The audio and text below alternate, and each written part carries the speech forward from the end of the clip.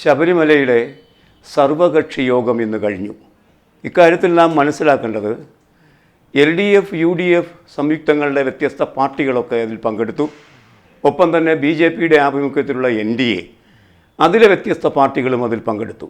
അങ്ങനെ കേരളത്തിലെ എല്ലാ പാർട്ടികളും ചേർന്ന് ശബരിമല പ്രശ്നം അല്ലെങ്കിൽ സുപ്രീം കോടതി വിധിക്ക് ശേഷമുള്ള ശബരിമല പ്രശ്നം ചർച്ച ചെയ്യുന്ന ആദ്യത്തെ ഒരു സർവ പാർട്ടി സമ്മേളനമായി അത് മാറി. ആ സമ്മേളനത്തിനകത്ത് ആദ്യം തന്നെ പറയേണ്ടത് ഇതിനു മുമ്പും ചർച്ചയ്ക്ക് സർക്കാർ തയ്യാറായിരുന്നു. തന്ത്രി വിഭാഗവുമായും അതേമാതിരി രാജകുടുംബവുമായൊക്കെ സർക്കാർ ചർച്ചയ്ക്ക് അവരെ വിളിച്ചപ്പോൾ അവർ പോകാതിരിക്കുന്നതിന് പറഞ്ഞ കാരണം ഈ കാര്യത്തിൽ സുപ്രീം കോടതി വിധി നടപ്പാക്കാനാണ് ചർച്ചയെങ്കിൽ ആ ചർച്ചയ്ക്ക് അർത്ഥമില്ലല്ലോ എന്ന കാര്യമാണ്. അതാണ് പങ്കെടുക്കാതിരിക്കുന്നതിന് കാരണമായി പറഞ്ഞത് എങ്കിൽ ഇപ്പോൾ സർവകക്ഷി സമ്മേളനം വിളിച്ചപ്പോൾ അപ്പോഴും സർക്കാർ പറഞ്ഞത് സുപ്രീം കോടതി വിധി നടപ്പാക്കുന്നതിന് വേണ്ടിയുള്ള സമ്മേളനമെന്ന് തന്നെയാണ്. സർക്കാരിൻ്റെ നിലപാടിൽ മാറ്റമില്ല. പക്ഷേ ഇത്തവണ കഴിഞ്ഞ തവണയിൽ വ്യത്യസ്തമായി എല്ലാ പാർട്ടികളും അതിൽ പങ്കെടുക്കുന്നു എന്നതാണ്. അതുകൊണ്ട് തന്നെ ഈ കാര്യത്തിൽ ഒരു പരിഹാരത്തിന് എല്ലാ പാർട്ടികളും ആഗ്രഹിക്കുന്നുണ്ടെങ്കിലും ഒരു പരിഹാരമുണ്ടായില്ല. നമ്മുടെ ജനാധിപത്യ ക്രമത്തിൻ്റെ ഒരു സവിശേഷതയാണ് ഒരു സംസ്ഥാന സർക്കാർ, അത് കേന്ദ്ര സർക്കാരാണെങ്കിലും സുപ്രീം കോടതിയിലെ ഒരു അന്തിമ വിധി വന്നു കഴിഞ്ഞാൽ അവർക്ക് വ്യത്യസ്ത അഭിപ്രായമുണ്ടെങ്കിൽ പോലും അത് നടപ്പാക്കുക എന്നതാണ് ഈ കാര്യത്തിൽ കരണീയമായിട്ടുള്ളത്. ഇപ്പോൾ വന്നതാകട്ടെ ഒരു ഭരണഘടനാ ബെഞ്ചിൻ്റെ വിധിയുമാണ്. താരതമ്യേന ഒരു അവസാന വാക്ക് എന്നൊക്കെ പറയാവുന്ന വിധി. അതുകൊണ്ട് സർക്കാരിൻ്റെ നിലപാട് ആദ്യന്തം അതുതന്നെ, വിധി നടപ്പാക്കും എന്നതാണ്.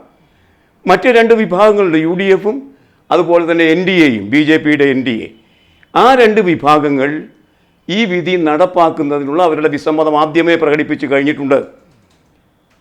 സുപ്രീം കോടതി ആവശ്യപ്പെട്ടത് മാതിരി ലിംഗവിവേചനം അവസാനിപ്പിക്കുക എന്ന ആ ഒരു ആസ്പെക്റ്റ് അല്ല, മറിച്ച് ഈ വിശ്വാസികളുടെ ആ വിശ്വാസം സംരക്ഷിക്കുക എന്നതാണ് ഞങ്ങളുടെ ഉത്തരവാദിത്വമെന്ന് UDFും NDAയും കരുതുന്നു.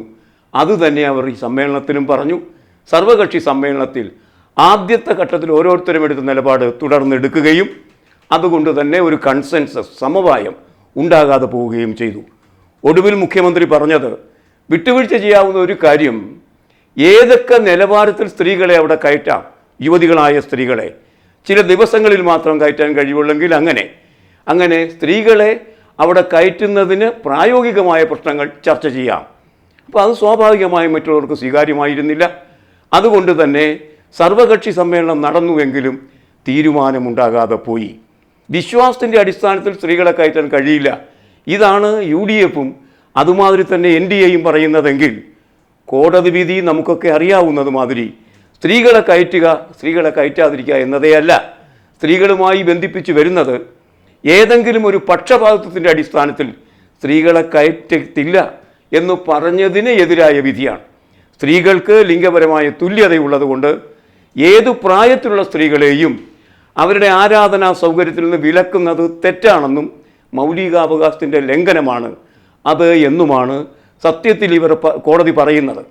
ആ വിഷയം സൂചിപ്പിക്കാതെ വിശ്വാസ സംരക്ഷണം എന്ന പേരിൽ യഥാർത്ഥ പ്രശ്നത്തിൽ നിന്ന് ഒഴിഞ്ഞു നിൽക്കുകയാണ് UDFും അതുമാതിരി തന്നെ NDAയും. സത്യത്തിൽ അവർ പറയേണ്ടത് വിശ്വാസികൾക്കൊപ്പമാണ് ഞങ്ങൾ എന്നല്ല, സുപ്രീം കോടതി വിധി അംഗീകരിക്കുന്നുണ്ടോ ഇല്ലയോ എന്നതാണ്. ആ നേരെയുള്ള ചോദ്യത്തിന് അവർ മറുപടി പറയാതിരിക്കുന്നത്, ആ ചോദ്യത്തിന് മറുപടി പറഞ്ഞാൽ അവർ കണ്ടംപ്റ്റ് ഓഫ് കോർട്ടിന് വിധേയമാകും എന്നതാണ്. അതുകൊണ്ട് തന്നെ ദുർബലമായൊരു നിലപാടാണ് ഈ രണ്ടു പക്ഷവും നിലനിർത്തുന്നത്. എന്നാൽ LDF ആകട്ടെ നമുക്കൊക്കെ അറിയാവുന്നത് മാതിരി ചരിത്രപരമായൊരു നിലപാട് അക്കാര്യത്തിൽ എടുത്തിരിക്കുന്നു. നവോത്ഥാനം എന്നത് ഇപ്പോൾ എല്ലാവരും ചർച്ച ചെയ്യുന്നൊരു പ്രമേയമാണ്. ചരിത്രം പലപ്പോഴും ചില ഘട്ടങ്ങളിൽ മാത്രമേ നാം ചർച്ച ചെയ്യാറുള്ളൂ. ഇപ്പോൾ ചരിത്രം ഗൗരവതരമായ ചർച്ചയ്ക്ക് വിഷയമാകുന്ന ഒരു കാലഘട്ടം. നവോത്ഥാനത്തിൻ്റെ അർത്ഥം എന്നത് തന്നെ ഈക്വാലിറ്റി എന്നാണ്, തുല്യത എന്നാണ്. വ്യത്യസ്ത വിഭാഗങ്ങൾക്ക് തുല്യത എന്ന സങ്കല്പം മുന്നോട്ട് വയ്ക്കുകയാണ് നവോത്ഥാനം ചെയ്യുന്നത്. പല ഘട്ടങ്ങളിൽ പല കാര്യങ്ങളിൽ തുല്യത ഉണ്ടാകാതിരുന്നപ്പോൾ അതിനുവേണ്ടിയുള്ള സമരം നടന്നു. ആ സമരത്തിലൂടെ തുല്യത നേടിയെടുത്തു. അപ്പോൾ ഓരോ ഘട്ടങ്ങളിലും ചരിത്രത്തെ അപ്ഡേറ്റ് ചെയ്യുന്ന, ചരിത്രത്തെ കൂടുതൽ നവീകരിക്കുന്ന, മാനവീകരിക്കുന്ന ഒരു പ്രക്രിയയാണ് നവോത്ഥാനം. അത് തുല്യതയ്ക്ക് വേണ്ടിയുള്ള നിലപാടാണ്.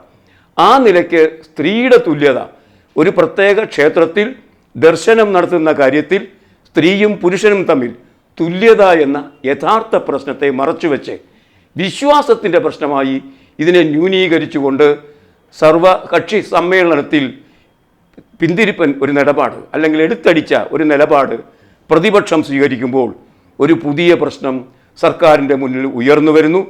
എങ്ങനെയാണ് ഈ പ്രമേയം, കോടതി വിധിയുടെ പ്രമേയം, ഈ മണ്ഡലക്കാലത്ത്, ഉത്സവക്കാലത്ത് എങ്ങനെയാണ് സർക്കാർ കൈകാര്യം ചെയ്യാൻ പോകുന്നത് എന്നതാണ് ഇനി കാണാനുള്ള വിഷയം എന്ന നിലയ്ക്ക് നമുക്ക് ആലോചിക്കാം.